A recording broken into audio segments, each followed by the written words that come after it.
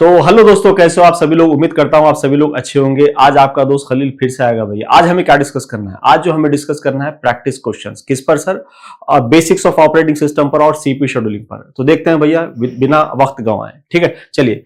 जैसा कि आप सभी लोग मुझे जानते हैं, मेरा नाम खलील अहमद है और 16 साल से ज्यादा सर टीचिंग एक्सपीरियंस है गेट में। अगर आपको इस क्लास के नोट्स चाहिए तो लिंक डिस्क्रिप्शन में रहेगा, वहां से जाकर आप उठा सकते हो। ठीक है, तो चलिए आगे बढ़ते हैं। फर्स्ट क्वेश्चन क्या है सर आपके लिए?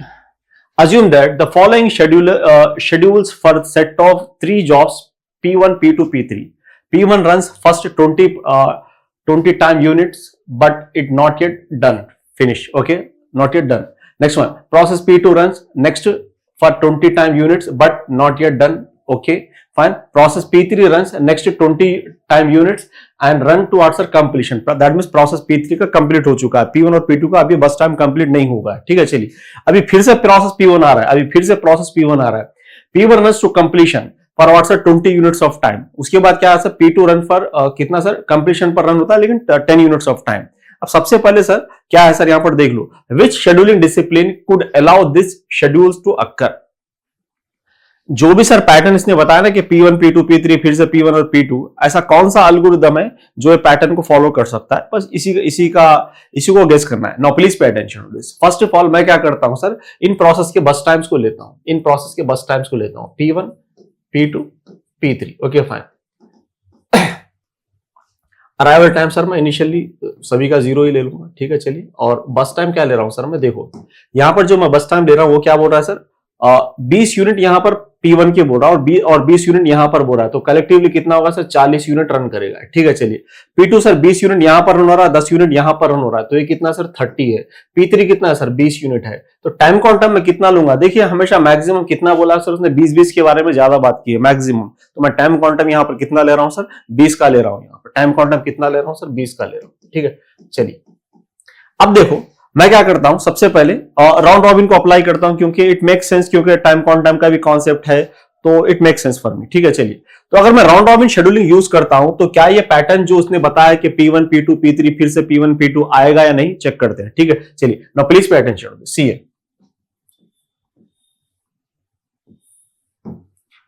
ऑन 0, जैसा कि मैंने बोला था कि सर सारे के सारे प्रोसेस रेडी क्यू में, तो मैं पहले प्रोसेस P1 को शेड्यूल कर रहा हूं 20 यूनिट के लिए। तो ये कितना रन होगा सर? ये 20 यूनिट रन होगा। ठीक है, चलिए। Next one. अब क्योंकि प्रोसेस P1 का बचा है बस टाइम तो मैं पीछे लगवा रहा हूं। Let's see sir process P2 कितनी देर के लिए सर? 20 यूनिट के लिए। तो ये कितना हो जाएगा सर? 10 हो जाएगा। क्या प्रोसेस P2 का बस टाइम बचा है सर? हाँ बिल्कुल बचा है, उसको पीछे लगवा दो। Next one sir process P3 कितना सर? 20 के 20 यूनिट के लिए, जैसा कि उसने बोला था कि 20 यूनिट करने के बाद प्रोसेस P3 कंप्लीट हो जाएगा। ये हो जाएगा सर आपका 60। ठीक है, चलिए। अब उसके बाद देखो क्या बोला सर उसने पैटर्न में, ये तीन एक process P1, P2, P3 complete होंगे, फिर P1 और P2 आएगा, लेकिन P1 20 यूनिट के लिए रन होगा, P2 10 यूनिट के लिए रन होगा। तो देखते हैं सर ये पैटर्न आ रहा है नहीं।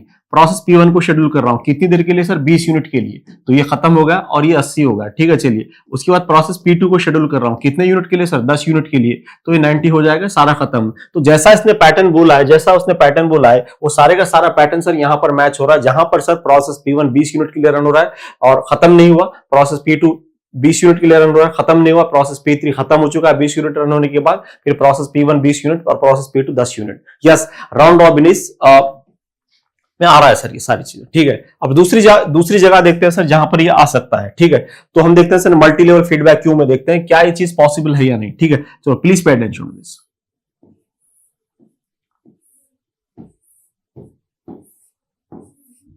ठीक है, तो टाइम क्वांटम सर मैं यहां पर 20 ले रहा हूं और यहां पर सर टाइम क्वांटम में 40 ले रहा हूं और यहां पर सर मैं फर्स्ट कम फर्स्ट सर्व बोल रहा हूं, इस तरह से। ठीक है, चलिए। अब इनिशियली सर 3 के 3 प्रोसेस रेडी क्यू में आ गए, P1, P2, P3। ठीक है, चलिए। तो मैं किसको शेड्यूल कर रहा हूं सर? CPU पर। CPU पर किसको शेड्यूल कर रहा हूं सर? प्रोसेस P1 को शेड्यूल कर रहा हूं, प्रोसेस P1 को शेड्यूल कर रहा हूं। ठीक है, CPU पर कितनी देर के लिए सर? 20 यूनिट के लिए। ठीक है सर। अब क्योंकि सर प्रोसेस P1 का 20 यूनिट खत्म हो चुका है तो 20 यूनिट बचा है, तो जाहिर सी बात है जब भी प्रोसेस का बस टाइम को क्या करते हैं सर? नीचे वाले क्यू में ढकेल देते हैं। तो प्रोसेस P1 आ गया यहां पर। ठीक है, चलिए अब प्रोसेस P2 को मैं शेड्यूल कर रहा हूं सर, प्रोसेस P2 को शेड्यूल कर रहा हूं, तो प्रोसेस P2 कितनी देर के लिए रन होगा सर? 20 यूनिट रन होगा, 30 में से 20 गया तो 10 बचेगा, तो प्रोसेस P2 को मैं शेड्यूल किया हूं 20 यूनिट के लिए, तो ये होगा सर 40। क्योंकि प्रोसेस P2 को और CPU चाहिए तो इसको भी नीचे ढकेल दो सर, प्रोसेस P2 आ गया यहां पर, ठीक है। चलिए उसके बाद मैं किसको शेड्यूल कर रहा हूं सर? प्रोसेस P3 को शेड्यूल कर रहा हूं। प्रोसेस P3 कितना सर? 20 यूनिट के लिए, तो ये होगा सर आपका 60। अब क्योंकि प्रोसेस P3 खत्म हो चुका है तो उसको नीचे ढकलने की जरूरत नहीं। Now we remain with what's only two process P1 and P2।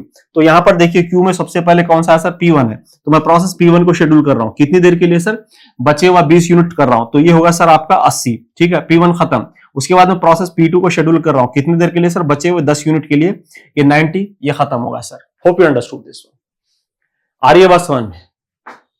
ठीक है, चलिए तो ये सारी चीजें यहां पर हो रही है सर। तो अगर आप देख रहे हो सर, ये वाला आरआर का पैटर्न और मल्टी लेवल फीडबैक के पैटर्न सर सेम आ रहा है, हमें सेम आ रहा है। That means what sir, whatever जो उसने बोला है, आरआर भी सेटिस्फाई कर रहा है, मल्टी लेवल फीडबैक भी सेटिस्फाई कर रहा है। लेट्स सी फीफो कर सकता है क्या? लेट्स सी फीफो कर सकता है कैसे? आंसर इज नो, क्योंकि फीफो है सर नॉन प्रीएम्प्टिव। हमें पता है कि सर एक बार शेड्यूल करोगे तो उसके रन तक कंप्लीट करना है, लेकिन यहां पर प्रोसेस P1 क्या है सर? 2 बार आ रहा है, प्रोसेस P2 2 बार आ रहा है, which is not possible actually in terms of what's FIFO। आई बात समझ में सर?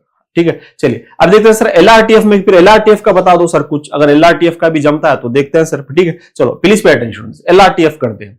LRTF में सोच कर देखो, मैं यहां पर थोड़ा सा ले लेता हूं क्योंकि मुझे फिर अगर दूसरे पेज में जाऊंगा तो बहुत सारी चीजें डिजाइन करनी पड़ेगी। P1 P2 P3, ठीक है, तो ये 40 30 20, ठीक है। चलिए अराइवल टाइम सबका सर 0 0 0 0 है, बस टाइम ये है। चलो LRTF का देखो, अब LRTF में क्या होगा सर? सबसे पहले प्रोसेस P1 रन करेगा, कितनी देर के लिए रन करेगा सर? सबसे पहले प्रोसेस P1, क्योंकि लॉन्गेस्ट जॉब फर्स्ट होता है तो प्रोसेस P1 रन करेगा 40 यूनिट्स के लिए नहीं करेगा सर। सबसे पहले, इससे पहले भी मैंने टेक्निक बताया था कि LRTF को देखना कैसे है।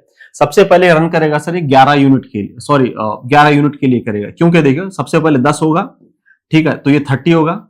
अब burst times are matching, then schedule the process based on the what's are arrival time, लेकिन अराइवल टाइम भी मैच हो रहा है तो आईडी के हिसाब से P1 डिजर्व करता है, ठीक है। चलिए P1 11 तक रन होगा, तो ये हो जाएगा सर आपका 29।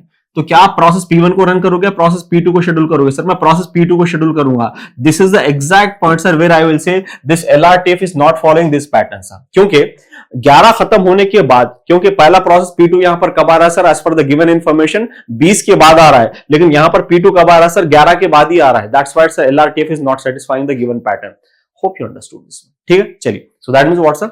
2 and 4, 2 and 4 कहां है सर? आंसर सी, ठीक है। चलो let's go for the next one sir. ये देखिए, consider the following pre-emptive priority based scheduling based on dynamically changing priority. Larger priority number implies higher priority.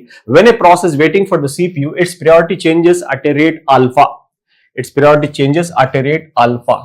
When it is running, its priority changes at a rate beta. Okay, fine. All processes are given priority 0 when they entered the ready queue. The parameter alpha beta can be set to give different scheduling algorithm. What is the algorithm that results from what sir with this given information? ठीक है, चलिए let's see this one sir. Please pay attention to this. Beta is greater than alpha. Alpha is greater than what sir? 0. अब उसने बोला क्या है sir? देखो सबसे पहले उसने बोला क्या है, जब भी प्रोसेस रेडी क्यू में आता है तो उसका इनिशियल प्रायोरिटी होता है 0। मान लो कि प्रोसेस P0 आया और उसका इनिशियल प्रायोरिटी 0 है, ठीक है। अब ये है सर हमारा CPU। अब क्योंकि CPU खाली है तो मैं क्या कर रहा हूं सर? प्रोसेस P0 को शेड्यूल कर रहा हूं CPU पर, और रनिंग प्रोसेस का प्रायोरिटी किससे चेंज होता है सर? बीटा से चेंज होता है, ठीक है। चलिए अब इसी मूवमेंट पे सर क्या हुआ, रेडी क्यू में और एक प्रोसेस आया P1 जिसका इनिशियल प्रायोरिटी 0 है, लेकिन ऑलरेडी एक प्रोसेस P0 रन कर रहा है, तो ये वेट कर रहा है सर, ठीक है, CPU खाली होने का, तो उसका प्रायोरिटी चेंज हो रहा है सर एट रेट अल्फा, ठीक है। अब क्योंकि सर यहां पर गौर करके देखो, मुझे हमेशा ये चीज बतानी है कि beta should be always greater than what sir? Alpha. ये चीज को सेटिस्फाई करते हुए मुझे एल्गोरिथम बताना है, एक्चुअली इस पूरी इक्वेशन को सेटिस्फाई करते हुए मुझे एल्गोरिथम बताना है। तो सबसे पहले हम यहां पर वर्क करेंगे, beta is greater than alpha, ठीक है। तो यानी कि सर मुझे बीटा को हमेशा ग्रेटर रखने के लिए मैं क्या कर रहा हूं सर? मान लो कि हर एक यूनिट ऑफ टाइम के बाद इसका जो इंक्रीमेंटेशन हो रहा है प्रायोरिटी 3 यूनिट्स इंक्रीज हो रहा है, जैसे कि 0 3 6 9 12 15 लाइक दिस, ठीक है। और क्योंकि ये वेट कर रहा है तो उसका हर एक यूनिट के बाद इसका प्रायोरिटी इंक्रीज हो रहा है बाय 2, जैसे कि 0 2 4 6 8 लाइक दिस, ठीक है। चलिए तो क्या कभी waiting process can dominate to running process? Answer is no, क्योंकि रनिंग प्रोसेस का प्रायोरिटी 3 से बढ़ रहा है, तो जाहिर सी बात है रनिंग प्रोसेस का प्रायोरिटी हमेशा हाई रहेगा। Beta is always greater than alpha, अगर आप सोच रहे हो सर ऐसा क्यों ले रहे हो incrementation bye 3 and incrementation bye 2, तो आंसर एक ही है सर, मुझे हमेशा सेटिस्फाई करना है कि बीटा हमेशा ग्रेटर देन अल्फा से, तो ये सिचुएशन में पॉसिबल है सर। आई बात समझ में? ठीक है, चलिए नेक्स्ट वन सर। मान लो कि कुछ देर के बाद इसका प्रायोरिटी हुआ है 8 और इसका प्रायोरिटी हुआ है सर 15, 8 हुआ है 15 हुआ है, ठीक है। चलिए उसके बाद क्या हुआ सर, उसके बाद क्या हुआ, प्रोसेस P3 आया जिसका इनिशियल प्रायोरिटी 0 है, ठीक है। चलिए अभी देखो एक चीज पक्की है कि नया प्रोसेस जो आ रहा है वो कभी एग्जिस्टिंग प्रोसेस को डोमिनेट कर ही नहीं सकता। क्यों सर? क्योंकि उसका प्रायोरिटी 0 है, तो नए प्रोसेस के अराइवल को तो हटा ही दो आप, ठीक है। चलिए अब देखो सर, आप क्या कभी प्रोसेस P1 P0 को डोमिनेट कर सकता है? कभी नहीं कर सकता है, because beta is always greater than alpha, ठीक है। चलिए अभी क्या होगा सर, कौन सा प्रोसेस अपने एग्जीक्यूशन पहले कंप्लीट करेगा सर? P0 करेगा, उसके बाद कौन करेगा सर? P1 करेगा, उसके बाद कौन करेगा सर? P3 करेगा। तो कौन सा एल्गोरिथम नजर आ रहा है सर आपको यहां पर? सर जो नजर आ रहा है मुझे फर्स्ट कम फर्स्ट सर नजर आ रहा है sir. Hope you understood this, ठीक है। चलिए let's see sir next one. Consider 3 process A, B, C to be scheduled as per SRTF scheduling. The process A known to be scheduled first, and when A has been running for 5 units of time, the process C arrive. The process C arrive. Okay, fine. The process C has run for 1 unit of time. Then process B has arrived and completed. Please pay attention. The completed running for what sir? 3 units of time. Then what could be the minimum burst time of the process A and C? ये question sir अगर मैं बोलूं, अपने question काफी अच्छा है, लेकिन अगर मैं बोलूं ये क्वेश्चन सर मैकेनिकल अप्रोच से ज्यादा सर लॉजिकल थिंकिंग पर ज्यादा डिपेंड करता है, लॉजिकल थिंकिंग पर डिपेंड करता है। क्योंकि अभी तक आपने जो मैक्सिमम सीपी शेड्यूलिंग एल्गोरिथम देखे वहां पर बस टाइम दिया था उसने, लेकिन इस बार क्या बोल रहा है कि सर शेड्यूल, क्योंकि पहले क्या हो रहा था सर, बस टाइम दे रहा था तो आप शेड्यूल कर रहे थे प्रोसेस को, लेकिन आप क्या बता रहा है सर इस क्वेश्चन में? शेड्यूल बता रहा है, बस टाइम पूछ रहा है सर, ठीक है। चलिए तो ये कमाल है, यहाँ पर कुछ नहीं है, ठीक है। चलो please pay attention to this. अब बोल क्या रहा है, सबसे पहले जो पैटर्न दिया है उसको पहले कैप्चर करने की कोशिश करो। वो बोल रहा है कि भैया पहले प्रोसेस ए रन करेगा 5 यूनिट के लिए, फिर सी आया वो 1 रन करेगा, 1 यूनिट रन करेगा, 6 हो गया। फिर बी आया वो 3 यूनिट रन करेगा, आई थिंक बी कितना sir? 3 units of time, it is 9। तो ऐसा कितना मुझे प्रोसेस ए और सी का बस टाइम लेना चाहिए जहां पर ये पैटर्न आए? और एल्गोरिथम यहां पर कौन सा है सर? एल्गोरिथम है आपका एसआरटीएफ एल्गोरिथम है, याद है, ठीक है। चलिए तो देखते हैं सर, देखते हैं। पहले मैं क्या कर रहा हूं sir, please pay attention to this. पहले मैं ले रहा हूं सर ए सेक्शन का, ठीक है, क्योंकि देखते हैं डिटेल में। तो मैं ए का ले रहा हूं सर, कितना? ए का बस टाइम है 11, और बी का सर जैसे 3 बोला है उसने, कंप्लीट भी बोला है 3 के बाद, तो मैं 3 ले रहा हूं सर, ठीक है। और सी का कितना है सर? सी का मैं ले रहा हूं सर 5, क्योंकि इसने यहां पर ए और सी बोला है, तो ए और सी इस तरह से ले रहा हूं, ठीक है। चलिए देखते हैं अगर मैं इस तरह से शेड्यूल कर रहा हूं तो आ सकता है, नहीं आ सकता, ठीक है। चलो नाउ पहला कितना यूनिट रन हो रहा है सर? पहला कितना यूनिट रन हो रहा है सर? ए रन हो रहा है। कितने यूनिट के लिए सर? पहला प्रोसेस ए आया तो वो 5 यूनिट के लिए रन हो रहा है, तो कितना होगा सर? ये 5 यूनिट यहां तक होगा, ठीक है। पहले प्रोसेस ए आया और 5 यूनिट के लिए रन होगा, ठीक है। चलिए उसके बाद क्या बोल रहा है सर? प्रोसेस सी आ रहा है, ठीक है, और वो 1 यूनिट के लिए रन हो रहा है, तो ये कितना? ये 5 यूनिट रन होने के बाद ये 6 हो जाएगा। उसके बाद प्रोसेस सी आ रहा है, वो 1 यूनिट के लिए रन हो रहा है, जाहिर सी बात है 5 6 से छोटा है, ठीक है। चलिए तो क्या हो जाएगा सर? प्रोसेस सी रन होगा, ये 6 होगा, ठीक है। चलिए नेक्स्ट वन। अभी देखो उसके बाद क्या बोल रहा है सर? प्रोसेस, अब ये कितना होगा सर? ये 4 हो जाएगा, ठीक है। चलिए अभी उसके बाद कौन सा है सर? प्रोसेस बी आ रहा है। जब प्रोसेस बी आ रहा है तो मुझे बताओ सर प्रोसेस बी का बस टाइम कितना है सर? 3 है, और ए का कितना है सर? 6 है, और सी का कितना है सर? 4 है, ठीक है। चलिए तो मुझे बताओ सर किस प्रोसेस को आप शेड्यूल करोगे? Obviously I will schedule process B. कितनी देर के लिए करूंगा सर मैं? देखिए क्योंकि तीनों के तीनों प्रोसेस अब इस पॉइंट पर सर रेडी क्यू में है, तो जाहिर सी बात है 3 छोटा है 6 और 4 से, तो I will schedule process B for next 3 units of time, it is 9, ठीक है। चलिए तो बी खत्म, जैसा कि इसने बोला है सर, ठीक है। चलिए यानी कि सर जैसा इसने बोला वैसा पैटर्न सर ए में मुझे आ रहा है, ठीक है। चलिए लेकिन देखना है सर क्या दूसरे पैटर्न मैच कर सकते हैं या नहीं। चलो मैं सी लेता हूं, क्योंकि 11-11 वाला आंकड़ा पूरा हो जाएगा, या फिर बी ले लेते हैं। चलो बी ले लेते हैं, ठीक है। बी, ए का वैल्यू कितना है सर? 12। बी का वैल्यू कितना ले रहा हूं सर मैं? 3। सी का वैल्यू कितना ले रहा हूं सर मैं? 3, ठीक है। चलो please pay attention, please pay attention. Arrival time कैसा है सर, उसने बोला कि पहले ए आ रहा है, फिर सी आ रहा है, फिर बी आ रहा है। अराइवल टाइम ये मत लेना कि assume that all the process are arriving at time 0 itself, ठीक है, ऐसा मत लेना, क्योंकि वो बोल रहा है कि किसके बाद कौन आ रहा है, कितने यूनिट के बाद आ रहा है, तो खुद ही बता रहा है, ठीक है। चलिए हाँ नेक्स्ट वन, अभी देखो पहले ए शेड्यूल करना है 5 यूनिट के लिए, तो ये कितना हो जाएगा भैया, 5 यूनिट अगर मैं इसको रन करता हूं तो कहीं ना कहीं सर ये 7 हो जाएगा, ठीक है। चलिए नेक्स्ट वन, उसके बाद कौन आ रहा है सर, सी आ रहा है, सी आ रहा है। अब जब सी आ रहा है तो सी का कितना ले रहा हूं सर, बस टाइम मैं 3 ले रहा हूं, क्या 3 7 से छोटा है सर, बिल्कुल है, तो मैं सी को शेड्यूल कर रहा हूं, कितनी देर के लिए सर, 1 यूनिट के लिए, तो ये 2 हो गया और ये 6 हो गया। उसके बाद क्या हो रहा है सर, सी का 1 यूनिट रन होते ही, सी का 1 यूनिट रन होते ही कौन आ रहा है sir, then process B has arrive हो रहा है, प्रोसेस बी हैज अराइव हो रहा है। तो प्रोसेस बी जब आ रहा है तो उसका बस टाइम कितना है सर, 3 है। तो मुझे बताओ कि सर इन तीनों में से सर किस प्रोसेस का बस टाइम सबसे छोटा है, सी का छोटा है, यानी कि सर सी और 2 यूनिट रन करेगा यहां पर 8, which is violating what sir this schedule, which is violating what sir this schedule, so that's why option B is not correct. Okay fine, so let's see option C.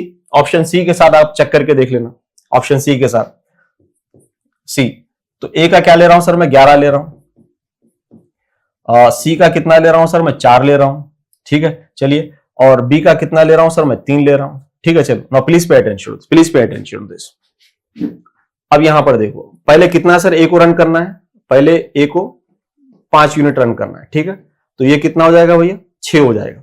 उसके बाद क्या हो रहा है sir, सी आ रहा है, सी 1 यूनिट रन हो रहा है, तो ये कितना हो जाएगा भैया, 6 हो जाएगा, और ये कितना हो जाएगा, 3 हो जाएगा। उसके बाद कौन आ रहा है सर, बी आ रहा है। लेकिन अगर आप गौर करके देख रहे हो बी और सी का वैल्यू दोनों का कितना है सर, मैच कर रहा है, दोनों का बस टाइम मैच कर रहा है, तो किस प्रोसेस को आप शेड्यूल करोगे sir, obviously if burst times are matching then schedule the process based on the arrival time. तो बी से पहले सी आया था तो सर जाहिर सी बात है मैं सी का और 1 यूनिट रन करूंगा, यहां पर once again it is violating the this rule sir, आई बात समझ में, ठीक है। चलिए तो अगर आप उसी तरह से अगर डी का देख लेते हो, डी का अगर आप देख लेते हो तो देख लेना डी का क्या हो सकता है, ए 12 सी 4, आई थिंक सेम आएगा, वही पैटर्न आएगा सी वाला, ठीक है, बी 3, ठीक है। चलो प्लीज पे अटेंशन,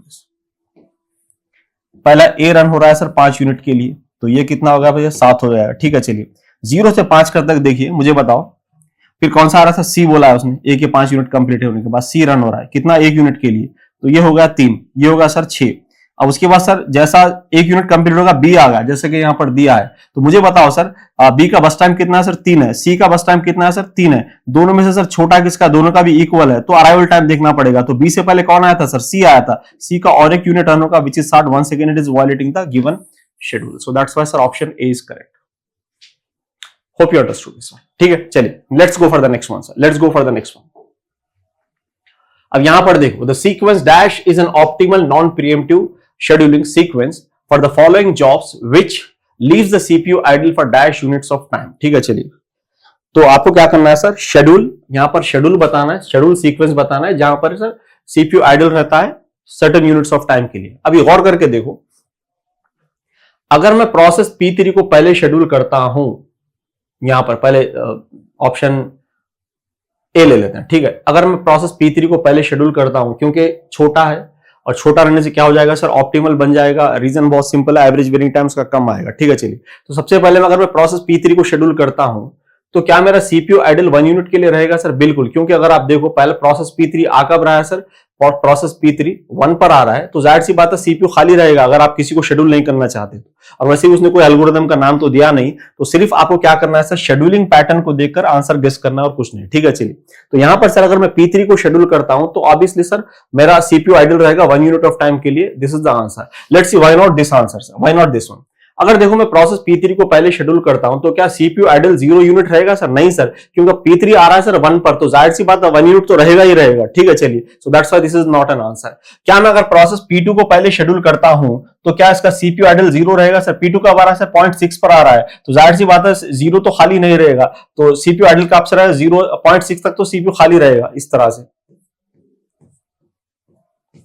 उसके बाद आप किसको P2 को शेड्यूल करोगे तो जाहिर सी बात है दिस इज आल्सो रॉन्ग, ठीक है। अगर मैं प्रोसेस P1 को रन करता हूं तो क्या सर सीपीयू आइडल रहेगा 5 यूनिट ऑफ टाइम के लिए, no sir, answer is what sir, A. Understood this. तो एल्गोरिथम तो नहीं दिया सर, शेड्यूलिंग पैटर्न पे आंसर आपको गेस करना है, ठीक है। चलिए next one. An OS contained 10 identical processes that were initiated at the same time. Each process contained 15 identical requests, and each request consume 20 milliseconds of CPU time. The system consume 2 milliseconds in context switching for the time quantum of what's 20 milliseconds. Find the response time of the first request of the last process. The first request of the last process. So request time, response time कब calculate होता है sir? जब आप पहली बार process को schedule करते हो, ठीक है. What is the definition of the response time sir? The time difference between the first submission and arrival. ठीक है, चलिए देखते हैं सर कैसे करना है, क्या करना है. अभी देखो यहां पर कितने प्रोसेस है सर हमारे पास? यहां पर 10 प्रोसेस है और हर एक प्रोसेस की कितने रिक्वेस्ट है सर? 15 रिक्वेस्ट है. इस तरह से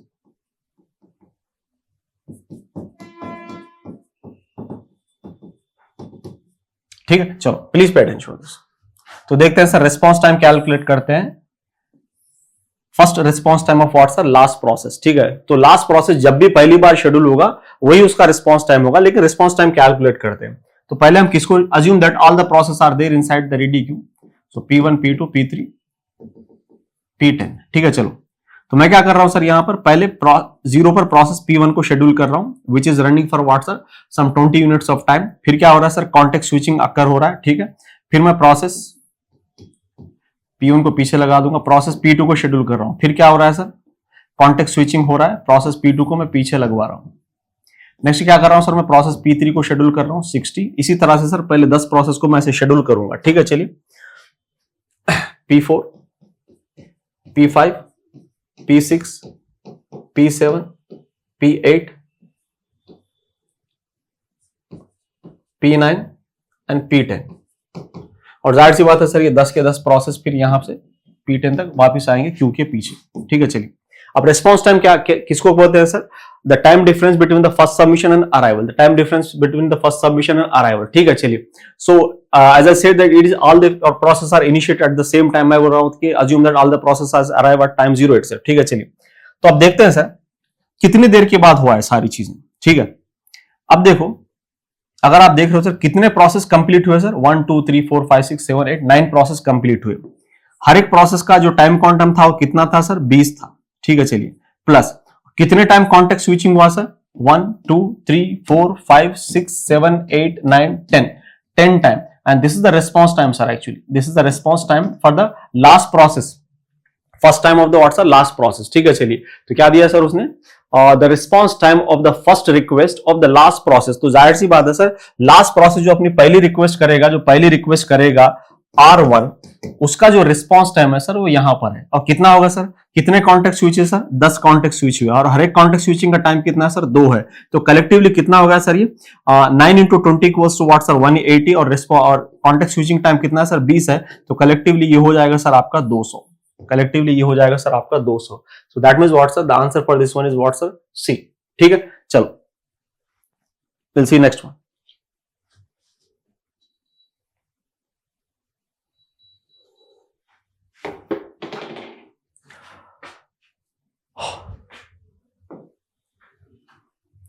इसको देखते हैं sir. Which of the following statement is और true about the process states and the state transition?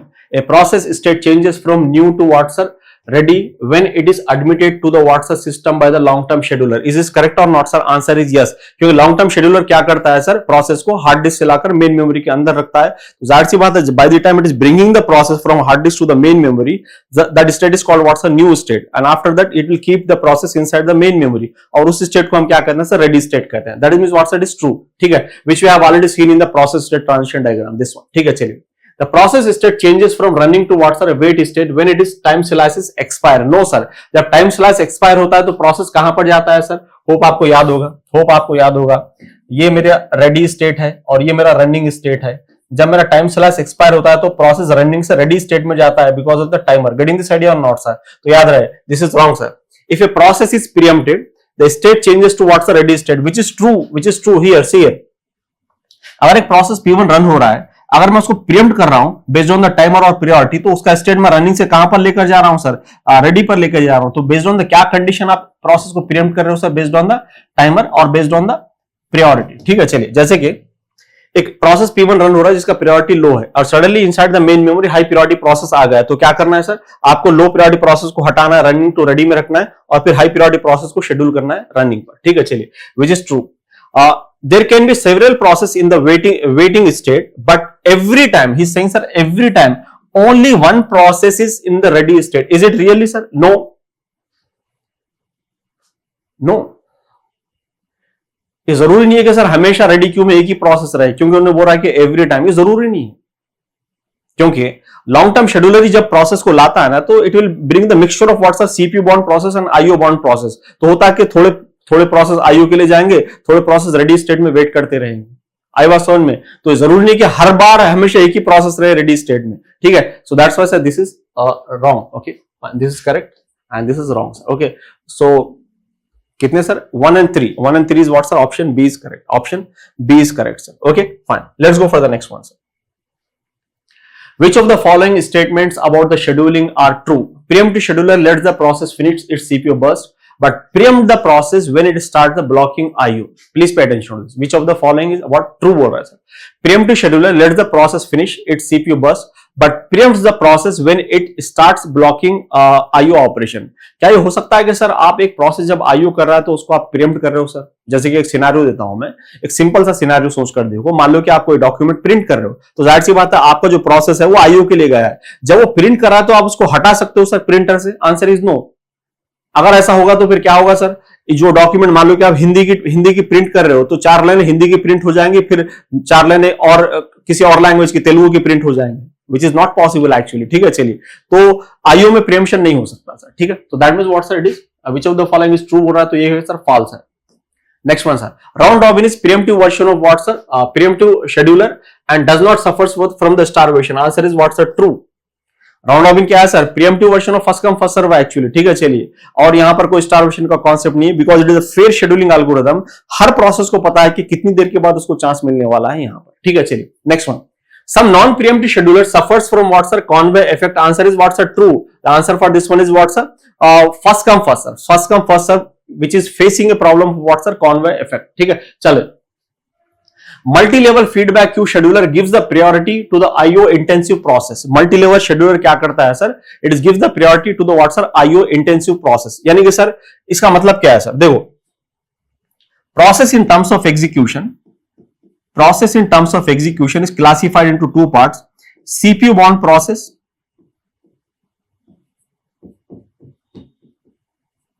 and IO bound process. CPU bound process का मतलब क्या है सर? जैसे कि यहां पर एक प्रोसेस क्या कर रहा है sir? 80% of the time CPU पर स्पेंड कर रहा है और 20% ऑफ द टाइम IO पर स्पेंड कर रहा है, ठीक है। चलिए, इस तरह के प्रोसेस को मैं CPU बाउंड प्रोसेस बोलूंगा, लेकिन कोई ये वैल्यू फिक्स नहीं है, बस आपको समझाने के लिए मैं एग्जांपल दे रहा हूं। जैसे कि प्रोसेस P1 है, ठीक है, और IO बाउंड प्रोसेस, मान लो कि मैं प्रोसेस P2 को ले रहा हूं, वो क्या कर रहा है sir? 80% of the time IO कर रहा है और 20% ऑफ द टाइम क्या कर रहा है सर? CPU कर रहा है। अगर ये ऐसा प्रोसेस है तो मैं बोलूंगा सर IO बाउंड प्रोसेस है। तो अभी देखो, मल्टी लेवल फीडबैक शेड्यूलिंग में होता क्या है?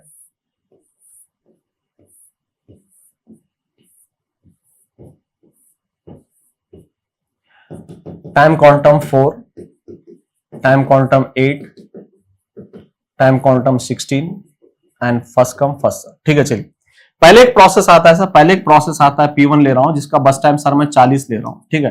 तो P1 यहां पर आया, तो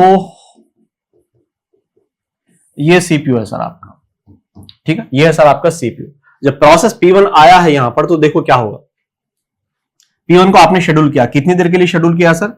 4 यूनिट के लिए। तो ये कितना होगा सर? 36। तो यानी कि सर इसका अभी भी CPU बचा हुआ है या नहीं सर? बिल्कुल बचा हुआ है, ठीक है। चलिए, तो मैं क्या करता हूं सर, इसको और CPU चाहिए तो मैं इसको नीचे वाले क्यू में ढकेल देता हूं, ठीक है। और प्रोसेस P1 को सर मैं यहां पर शेड्यूल कर रहा हूं, तो कितनी देर के लिए? 8 यूनिट के लिए रन होगा सर, ठीक है। चलिए, ये भी खत्म। तो क्योंकि इसको और CPU चाहिए, क्योंकि इसका 28 है, क्यों इसको CPU इतना चाहिए? Because it is a CPU bound process, ठीक है। तो उसको मैं नीचे ढकेल रहा हूं, ठीक है। चलिए, अब क्या हो रहा है सर? यहां पर ये 16 यूनिट रन हो रहा है, तो यहां पर क्या हो जाएगा सर? ये 12 हो जाएगा। फिर क्योंकि इसको और CPU चाहिए तो मैं नीचे ढकेल रहा हूं सर। आई बात समझ में, ठीक है। चलिए, तो ये सारी चीजें यहां पर हो रही है सर, ये सारी चीजें यहां पर हो रही है, ठीक है। चलो, अभी please pay attention on this. तो प्रोसेस P1 है मेरा यहां पर। अब क्यों सर यहां से ऊपर से नीचे आया? क्योंकि सर जब भी प्रोसेस CPU बाउंड प्रोसेस होता है तो हम उसको नीचे ढकेल ले जाते हैं, क्योंकि इसको बहुत ज्यादा CPU चाहिए। तो इससे क्या हो जाएगा सर? आपका जो थ्रूपुट है सर कहीं ना कहीं डिक्रीज हो जाएगा, अगर मैं उसको ऊपर ही रखता हूं तो हमेशा। तो रूल क्या कहता है? इसको नीचे ढकेल दो, ताकि अगर कोई आईओ बॉन्ड प्रोसेस आए तो हम उसको जल्द से जल्द उसको खत्म कर सकें तो ओवरऑल में सर थ्रूपुट बढ़ जाएगा आपका, ठीक है। जैसे कि मान लो कि मैं यहां पर कुछ प्रोसेस ले रहा हूं P2, P3, P4 ले रहा हूं और सभी का सर सीपीयू टाइम कितना है सर, 4 या 4 से कम है। इनका आईओ टाइम बहुत ज्यादा है, ठीक है, इनका आईओ टाइम बहुत ज्यादा है, लेकिन सभी का सीपीयू टाइम कितना है सर, 4 या 4 से कम है। तो कहीं ना कहीं सर ये ऊपर वाले क्यू में ही ये सारे प्रोसेस खत्म हो जाएंगे, इनको नीचे ढकलने की जरूरत भी नहीं पड़ेगी। आई बात समझ में सर? तो जिसकी वजह से क्या हो जाएगा सर, यहां पर आईओ बॉन्ड प्रोसेस को यहां पर ज्यादा प्रायोरिटी मिल रही है, क्योंकि ये मल्टी लेवल फीडबैक शेड्यूलिंग में क्या होता है सर, हमेशा प्रोसेस ऊपर वाले क्यू में आते हैं और हमेशा सर प्रायोरिटी ऊपर वाले क्यू की ज्यादा होती है एज कंपेयर विद व्हाट्स नीचे वाले क्यू की। आई बात समझ में? तो ऊपर वाला क्यू हमेशा कहता है नीचे वाले क्यू से, जब जब मेरे अंदर प्रोसेस रहेगा आपका प्रोसेस यहां पर रन नहीं होगा, मुझे ही अहमियत देनी पड़ेगी। आई बात समझ में? क्योंकि मेरी प्रायोरिटी हाई है यहां पर,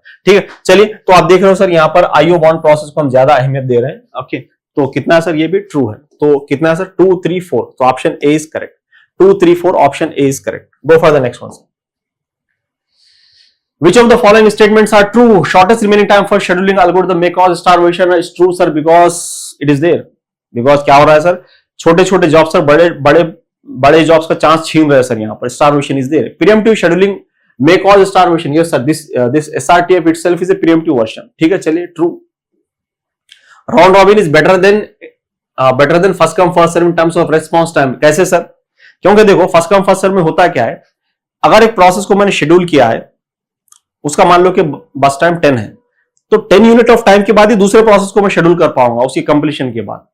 लेकिन राउंड रॉबिन में क्या होता है सर, राउंड रॉबिन में पहला प्रोसेस आया, मान लो कि अगर मेरा टाइम क्वांटम 2 है, तो पहले प्रोसेस को 2 यूनिट रन करने के बाद मैं उसको इमीडिएटली हटा दूंगा और दूसरे प्रोसेस को शेड्यूल कर दूंगा। यानी कि सर यहां पर इमीडिएटली रिस्पॉन्स टाइम की पॉसिबिलिटी है, ठीक है। चलिए, अगर मैं रिस्पॉन्स टाइम 2 की जगह अगर मैं टाइम क्वांटम 2 की जगह 1 ले लूं तो जाहिर सी बात है पहले प्रोसेस P1 को मैं 1 यूनिट रन करूंगा, फिर दूसरे प्रोसेस को शेड्यूल करूंगा, यानी कि सर और भी जल्दी आएगा मेरा रिस्पॉन्स टाइम, ठीक है। चलिए, which is not possible in first come first serve, so that means what sir, all this 3 are correct, ठीक है। चलिए, let's go for the next one sir. Now let's see the next question. Consider a system which has a CPU bound process which require the burst time of what sir, 40 time units. The multi-level feedback queue scheduling algorithm is used, and if the queue time quantum of 2 and at each level it will be increment by what sir, 5 units, then how many times the process will be interrupted, on what queue the process will be terminated the execution. Okay, now please pay attention on this. So time quantum is what sir, 2, 7, 12, 17. Okay, so 5 unit it is incrementing. 7 plus 5 12, 12 plus 5 17, and here what sir, it is like 22. Okay, fine. So please pay attention to this. So first process P1 I am taking, which has the execution time what sir, 40 units of time. So this is the one actually. So this is the CPU. So process P1 came in the top level queue. So I'm running this process P1 onto the CPU, which is running for how minutes of time sir, 2 units of time, it is 38.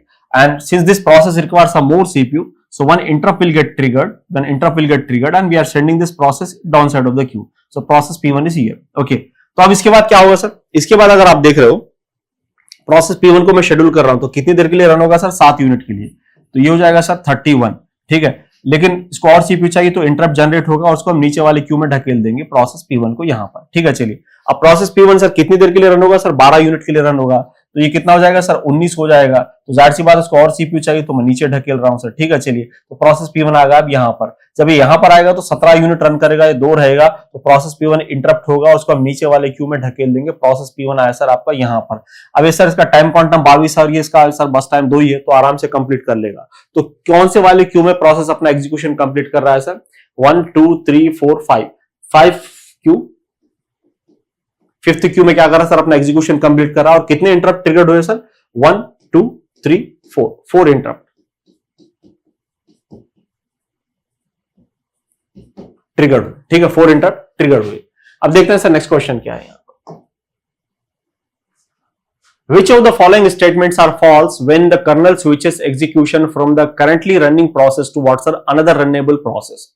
First one, the kernel must save the register values of what's the current process to memory and what's the restore the register value of what's the next process. Obviously, whenever you are performing the context switching, the operating system, what actually it is doing, sir? It is saving the context of the running process and it is loading the saved context of the other process. What is the meaning of context, sir? The registers value collectively called what's the context. Okay, fine. So obviously it is happening. It is true. So which of the following is saying false? So this is true. Next one, sir. The kernel must close all the files opened by the current process. No, it is not necessary. No, it is not. Okay. See, अगर आप whenever you are performing the context switching, तो colonel कभी जो भी file process P1 ने खोला है, मान लो कि प्रोसेस P1 रन हो रहा है और मैं कॉन्टेक्स्ट स्विचिंग कर रहा हूं, ठीक है, विद प्रोसेस P2, मुझे P1 को हटाना है, P2 को शेड्यूल करना है, तो P1 ने जो जो फाइल्स खोले थे ऑपरेटिंग सिस्टम उसको क्लोज नहीं करता, क्योंकि थोड़ी देर के बाद उसको फिर वही करना है सारी चीजें, ठीक है। चलिए, तो फिर कब क्लोज करता है सर? जब प्रोसेस अपना एग्जीक्यूशन कंप्लीट कर जाए तब क्लोज होता है सर। नॉर्मली उसके कॉन्टेक्स्ट स्विचिंग पर नहीं होता, उसके टर्मिनेशन पे होता है सारी चीजें, ठीक है। चलिए, तो this is what sir? False. False. Next one, sir. The kernel must save the content on the current process on what, sir? Process memory on the disk. No, sir. जब आप context switching करते हो तो hard disk का इसका कोई लेना देना ही नहीं है। जब आप context switching करते हो तो you are saving the context of running process into the what, sir? PCB of that respective process. वो कहां पर होता है सर? मेन मेमोरी के अंदर होता है। जो रेडी क्यू में है ना सर, यहां पर PCB, जैसे कि CPU 1 प्रोसेस P1 रन हो रहा है, इसका PCB यहां पर है और ये रेडी क्यू का सर मेन मेमोरी के अंदर है। अब सर सडनली प्रोसेस P2 आ गया मेन मेमोरी के अंदर, सो दिस इज PCB2। तो आप क्या कर रहे हो सर? प्रोसेस P1 के कॉन्टेक्स्ट को PCB1 में सेव कर रहे हो, ठीक है, और दूसरे प्रोसेस के कॉन्टेक्स्ट को लोड कर रहे हो P2 के। तो ये सारा मैकेनिज्म कहां पर हो रहा है सर? मेन मेमोरी के अंदर हो रहा है, तो उसका डिस्क का कोई लेना देना नहीं है सर इससे, ठीक है। चलिए, तो यहां पर क्या हो रहा है सर? This is false. तो क्या है सर? 2 और 3 फॉल्स है सर, 2 और 3 फॉल्स है। That means what sir? What actually is asking sir? Is asking that false, ठीक है, which are false. So that means what, 2 and 3 are false. So that means option C is correct. Option C is correct. Okay, fine. Let's go for the next one, sir. Let's go for the next one. Consider a system which has the 10 CPU bound processes of all the same length. Each would run for 10 seconds. Okay, the average response time will be, if the round robin with what, sir? 100 millisecond time quantum is used. अगर यहां पर देख रहे हो तो question बहुत simple है, ठीक है, लेकिन यहां पर एक चीज ये है कि टाइम क्वांटम उसने मिली सेकंड में दिया, प्रोसेस का एग्जीक्यूशन टाइम उसने सेकंड्स में दिया है, तो आपको कहीं ना कहीं टाइप कंपैटिबिलिटी करनी पड़ेगी। तो मैं क्या कर रहा हूं सर? मिली सेकंड्स को सेकंड्स में पहले कन्वर्ट कर रहा हूं। तो टाइम क्वांटम कितना है सर? 100 मिली सेकंड्स जो है उसको हम सेकंड्स में कन्वर्ट करेंगे sir. 1 millisecond equals to what sir? 10⁻³ second. तो इसको मैं किस तरह से लिखूंगा sir? 1.1 second. So time quantum कितना है सर? आपका 0.1 सेकंड है, ठीक है। चलिए, अब क्योंकि सर इसने अराइवल टाइम दिया नहीं, तो मैं अज्यूम कर रहा हूं sir, assume that all the process has arrive at time 0 itself, okay, inside the ready Q, ठीक है। चलो, तो देखते हैं सर कितना निकलेगा इसका। जब सारे के सारे प्रोसेस रेडी क्यू में है तो एवरेज रिस्पॉन्स टाइम कितना निकलेगा सर? कितने 10 प्रोसेस है sir? P1, P2, P3, P4, P5, P6, P10। तो मैं पहला प्रोसेस P1 को शेड्यूल कर रहा हूं, कितनी देर रन होगा सर? 0.1, और सभी का बस टाइम कितना है सर? 10 है। तो देखो P1, P2, P3, इस तरह से क्या है सर? P10। तो सबका सर 10 सेकंड है, 10 सेकंड है, 10 सेकंड है, 10 सेकंड है। अब 10 सेकंड में से 0.1 निकाल दो सर, जो वैल्यू बचेगा वही। अब रेस्पॉन्स टाइम के लिए सर पूरा बस टाइम पे कॉन्सेंट्रेट करने की जरूरत नहीं है। रेस्पॉन्स टाइम के लिए सिंपल सी बात है, जब आप पहली बार प्रोसेस को शेड्यूल कर रहे हो उस टाइम से सर बस आप अराइवल टाइम को सब्सट्रैक्ट कर लो, बात खत्म हो गई, ठीक है। तो पूरा बस टाइम को कट करने की, सोचने की कोई जरूरत नहीं, ठीक है। चलिए, तो देखो उसके बाद क्या कर रहा हूं सर? मैं प्रोसेस P2 को शेड्यूल कर रहा हूं, which is running for one more 0.1 unit of time, so 0.1 plus 0.1 0.2। उसके बाद क्या कर रहा हूं सर? मैं प्रोसेस P3 को शेड्यूल कर रहा हूं, P3 को शेड्यूल कर रहा हूं, which is 0.3। इसी तरह से सर क्या हो रहा है सर? सारे प्रोसेस को मैं शेड्यूल कर रहा हूं।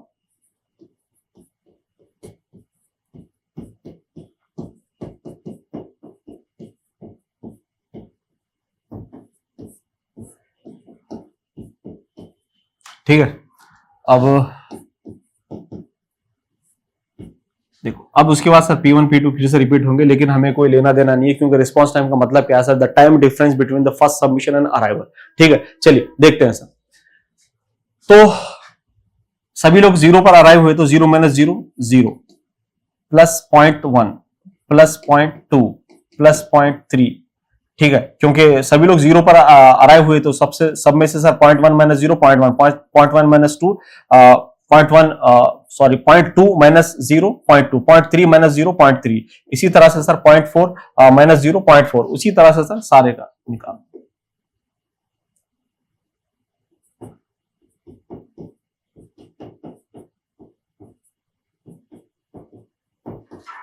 ठीक है, अब इसको सर किससे डिवाइड करना है? 10 प्रोसेस से डिवाइड करना है, 10 प्रोसेस से डिवाइड करना है, तो कलेक्टिवली कितना होगा सर? ये 4.5 बाई 10 होगा, 4.5 बाई 10 होगा।